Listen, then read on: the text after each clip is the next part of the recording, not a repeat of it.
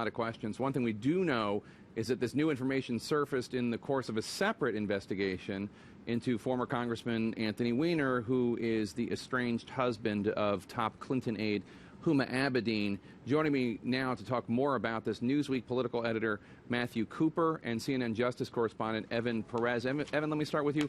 Why did the FBI do this now, 11 days before the election? You heard Matthew Miller in the previous segment saying that this was inappropriate timing. They must have thought about that. Oh, yeah, absolutely, Jake. You know, the problem for the FBI director is, you know, once he has gone down this road, as Matt Miller just pointed out, once you've gone down this road of giving this extraordinary amount of transparency in this investigation, it's very difficult for the FBI director to hold on to this information. He says in his letter to the members of Congress, he said he was briefed by the investigators yesterday. So it was very difficult for him to hold on to this till after the election. Obviously, the accusations that would come if he had done that would be the opposite, right? Would be that this is relevant information to the investigation, and the voters did not have this. Obviously, 10 million people, or over 10 million people, have already cast their ballots, so the damage is already done. But the FBI director, we're told, felt that he had no choice but to tell members of Congress exactly what they knew at this point.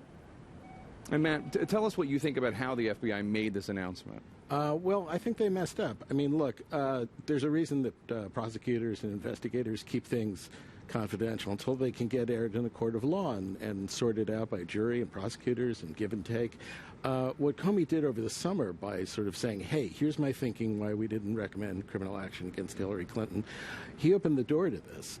Now he had to go back to, he had to do something with Congress. I agree, when he discovered new emails in the course of this Anthony Weiner investigation. But now he's in a very hard place, right? He's gotten the country all excited with this email. We don't know what he has. It's just 11 days to the election. And I think the original sin was going out there originally and talking at such great length about his thinking. Over the summer, yeah, about the investigation. Evan, why didn't the FBI find these emails before today?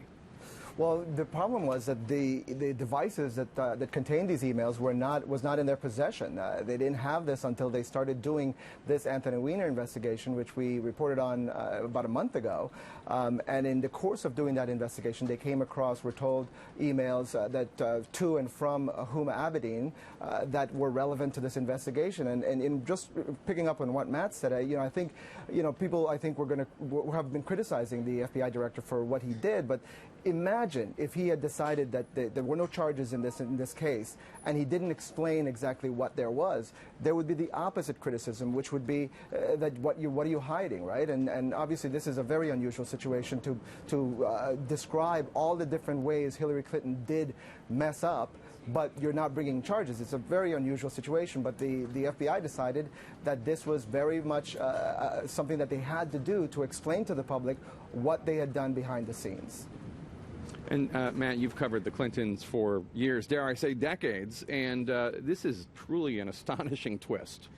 It's unbelievable, and it's hard to imagine that the Anthony Weiner story would come back to this, but it does, of course, because he was talking to a girl who was underage, and that falls under the FBI's jurisdiction. It wouldn't have been if she'd been overage. So it comes back to them. It's obviously it's awful for the Clinton campaign. I think the only good thing is that he alluded that it was from a separate investigation. It wasn't necessarily from her emails. But I think until we know more about what's in the emails, it's going to loom over the last bit of this campaign. Evan, FBI Director Comey a day ago was being assailed by Republicans for being a hack, and Democrats were calling him a man of integrity.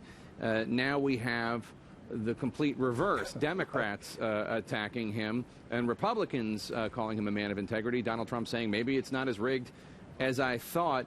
You have interviewed the FBI director. What is your impression of what he thinks about politicians and political pressures? Well, I got to tell you, this has been a very tough period, not only for the FBI director, but also for the Bureau at large. The problem for them is that, they are viewed as these middle of the road. They're supposed to be the arbiters here of these investigations without paying attention to the politics of this. And the only thing that really angers Comey is the accusation, which has been made by members of Congress, that he was some kind of lackey for Hillary Clinton, that he was some kind of part of some corruption by the Obama administration. That really does get under his skin, and you can see that from some of his testimony. Some of the stuff, he was expecting a lot of this. I think it's gone a lot further than even he had imagined. And from your reporting on Comey, and Right. we should point out, obviously he was in the Justice Department in the Bush administration, and there was a famous showdown. Right. He took a very strong stand against the enhanced surveillance program of the NSA, and there's a famous showdown where he and the White House Chief of Staff and White House counsel actually got in a row at the bedside of then Attorney General John Ashcroft. I think there's a sort of consistent pattern with Comey, which is that he does like to insert himself in things. He was very definitive in that case where he didn't quite have final jurisdiction, but he threw himself in. He got up in the Obama administration's face about mandatory minimum sentences not long ago. He weighed in on whether there was a Ferguson effect. I'm not saying he's a camera hog, but he's anything but he does have a tendency to sort of insert himself in a way that other FBI directors have not.